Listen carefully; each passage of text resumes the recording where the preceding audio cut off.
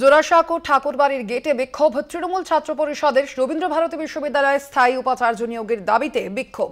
উপাচার্যের মেয়াদ শেষের পরেও কেন পদে রয়েছেন তিনি, সেই প্রশ্নই করা হচ্ছে।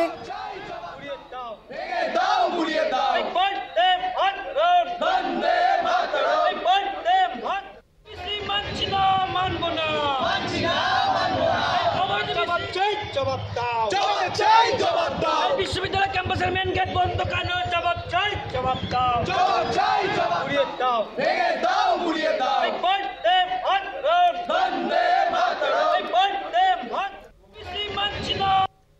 আরো বিস্তারিত জানবো, ফোন লাইনে রয়েছেন প্রতিনিধি শুভঙ্কর মণ্ডল। শুভঙ্কর, তৃণমূল ছাত্র পরিষদের পক্ষ থেকে ঠিক কি দাবি করা হচ্ছে বিষয়? দেখো, জানিয়ে রাখি, রবীন্দ্রভারতী জোড়াসাঁকো ক্যাম্পাসে তৃণমূল ছাত্র পরিষদের তরফ থেকে আজ বিক্ষোভ প্রদর্শন করা হয়। মূলত অস্থায়ী উপাচার্য আর চলবে না, তার জায়গায় স্থায়ী উপাচার্য নিয়োগ করতে হবে। অস্থায়ী উপাচার্যের মেয়াদ দীর্ঘদিন আগে শেষ হয়েছে, কিন্তু তারপরও তাকে স্থায়ী উপাচার্য হিসাবে রেখে দেওয়া হয়েছে ক্যাম্পাসে এবং সেই বিরোধিতা করে এবং সেখানে দাঁড়িয়ে স্বাভাবিকভাবেই কিন্তু স্থায়ী উপাচার্যের নিয়োগের দাবিতে আজ তৃণমূল ছাত্র পরিষদের তরফ থেকে বিক্ষোভ প্রদর্শন করা হয় এবং বেশ কিছুক্ষণ বিক্ষোভ চলে। পরবর্তীতে কিন্তু তৃণমূল ছাত্র পরিষদের তরফ থেকে তারা দাবি করেন যে অবিলম্বে যাতে স্থায়ী পদ উপাচার্য নিয়োগ হয় রবীন্দ্রভারতী বিশ্ববিদ্যালয়। যদিও আজ উপাচার্য ক্যাম্পাসে অর্থাৎ জোড়াসাঁকো ক্যাম্পাসে ছিলেন না বলে আমরা জানতে পারি।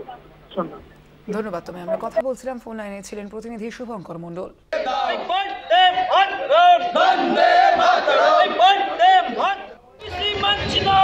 আপনাদের জানিয়ে রাখি, জোড়াসাঁকো ঠাকুরবাড়ির গেটে বিক্ষোভ দেখায় তৃণমূল ছাত্র পরিষদ।